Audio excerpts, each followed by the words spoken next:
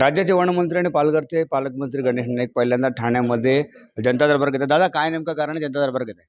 जनता दरबार म्हणजे मी पूर्वी ह्या जिल्ह्याचा 15 वर्ष पालकमंत्री होतो. त्यावेळेला ठाण्यामध्ये आणि नवी मुंबईमध्ये दर आठवड्याला दरबार घ्यायचो, भाईंदरला 15 दिवसांनी. एरवी सगळ्या तालुक्यांमध्ये दर महिन्यानी दीड महिन्यानी जनता दरबार भरायचो. आज जनतेला सगळ्यांनाच मंत्रालयात यायला जमत नाही आणि जमलं तरी सुद्धा कशा प्रकारे जावं, कोणाला भेटावं हा प्रश्न असतो.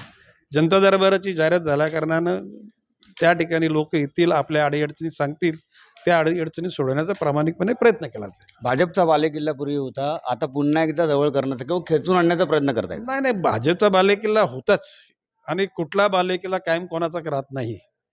पूर्वी रामभाऊ मालगी होते, रामभाऊ कापसे होते, जगन्नाथ पाटील साहेब, या सगळ्यांनी या जिल्ह्याचं खासदार पद, संजू नाईक मधल्याकडे 9 ते 14 पण होते. अशा प्रकारचा हा बदल हा निसर्गाचा नियम आहे. त्या ठिकाणी आपलंच कायमचं लोकांनी ऐकलं पाहिजे की लोकांना असं प्रेमाने सांगून त्या गोष्टी काबीज करणं योग्य आहे.